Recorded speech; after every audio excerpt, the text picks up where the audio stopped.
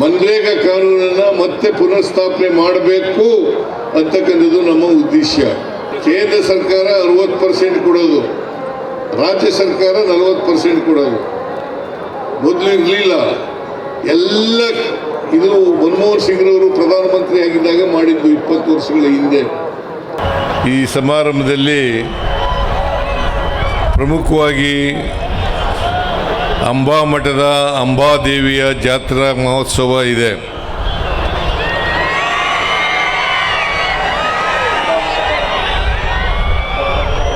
ಈ ಜಾತ್ರಾ ಮಹೋತ್ಸವವನ್ನು ಅತ್ಯಂತ ಸಂತೋಷದಿಂದ ಉದ್ಘಾಟನೆ ಮಾಡಿದ್ದೇನೆ ಅಂತಕ್ಕಂಥ ಮಾತುಗಳನ್ನು ಹೇಳಲಿಕ್ಕೆ ಬಯಸ್ತಾ ಇದ್ದೇನೆ. ನಾನು ಇದೇ ಮೊದಲನೇ ಬಾರಿಗೆ ಈ ಜಾತ್ರಾ ಮಹೋತ್ಸವದಲ್ಲಿ ಭಾಗವಹಿಸ್ತಾ ಇರ್ತಕ್ಕಂಥದ್ದು.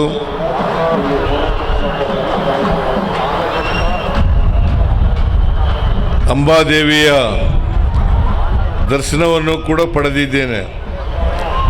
ಅದು ನನ್ನ ಪುಣ್ಯ ಅಂತೇಳಿ ನಾನು ಭಾವಿಸ್ಕೊಂಡಿದ್ದೇನೆ.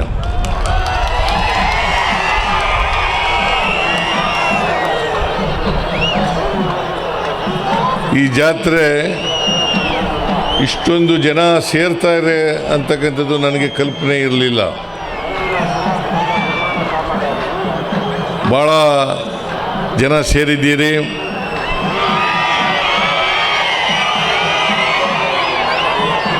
ನಿಮ್ಮೆಲ್ಲರಿಗೂ ಕೂಡ ಅಂಬಾದೇವಿಯು ಒಳ್ಳೆಯದನ್ನು ಮಾಡಲಿ ಅಂತೇಳಿ ಈ ಸಂದರ್ಭದಲ್ಲಿ ನಾನು ಕೂಡ ಪ್ರಾರ್ಥನೆಯನ್ನು ಮಾಡಲಿಕ್ಕೆ ಬಯಸ್ತಾ ಇದ್ದೇನೆ.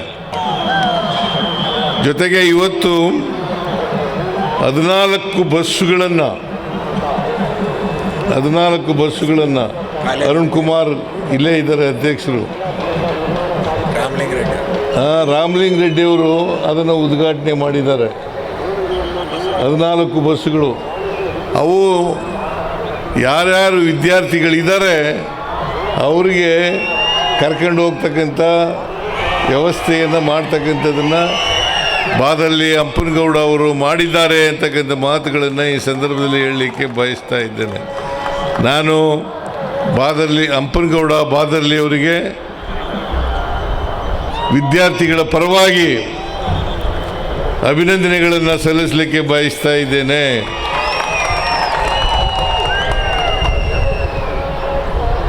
ನಾವು ಕರ್ನಾಟಕ 6,000 ಕೋಟಿ ಪ್ರತಿ ವರ್ಷ ನಾವು ಖರ್ಚು ಮಾಡ್ತಾ ಇದ್ವಿ. ಅದನ್ನು ಈಗ ಒಂದು 18ನೇ ತಾರೀಕು ಒಂದು ಕಾನೂನನ್ನು ಮಾಡಿದ್ದಾರೆ ಕೇಂದ್ರ ಸರ್ಕಾರದವರು. ಮಹಾತ್ಮ ಗಾಂಧೀಜಿಯವರನ್ನ ಹೆಸರನ್ನು ತೆಗೆದಾಕಿ ಅದನ್ನು ರಿಪೀಲ್ ಮಾಡಿ ಮನ್ರೇಗಾ ಆಕ್ಟನ್ನು ಈಗ ಮಾಡಿರ್ತಕ್ಕಂಥದ್ದು VBG ರಾಮ್ಜಿ ಕಾಯ್ದೆಯನ್ನು ಮಾಡಿದ್ದಾರೆ. VBG ರಾಮ್ಜಿ ಮಾಡಿದ್ದಾರೆ. ಅದರ ಆ ಕಾನೂನಿನ ರೀತಿಯ ಈಗ ಮಾಡಿರ್ತಕ್ಕಂಥ ಕಾನೂನು ರೀತಿಯ ಜನ ಏನು ಕೆಲಸ ಕೇಳ್ತಾರೆ ಆ ಕೆಲಸವನ್ನು ಕೊಡಲಿಕ್ಕೆ ಸಾಧ್ಯ ಆಗಲ್ಲ.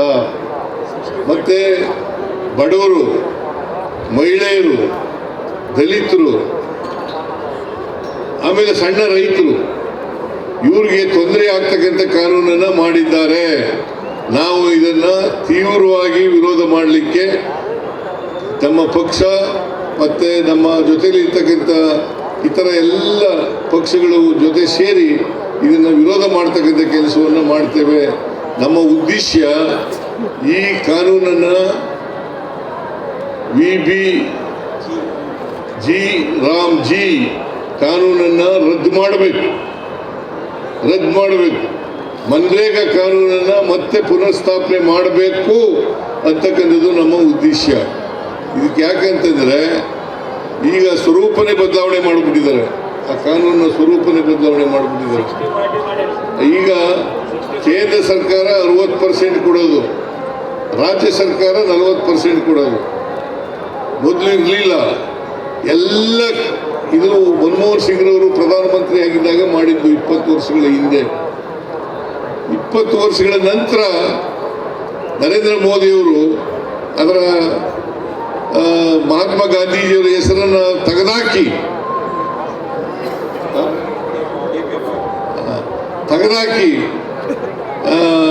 ಈಗ GVBG ರಾಮ್ಜಿ ಕಾಯ್ದೆಯನ್ನು ಮಾಡಿದ್ದಾರೆ. ಇದನ್ನು ನೀವೆಲ್ಲರೂ ಕೂಡ ವಿರೋಧ ಮಾಡಬೇಕು. ಯಾಕೆಂತಂದ್ರೆ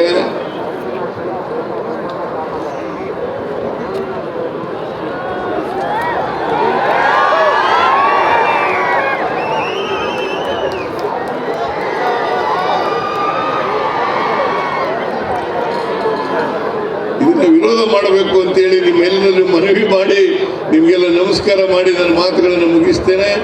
ಜೈ ಹಿಂದ್, ಜೈ ಕರ್ನಾಟಕ.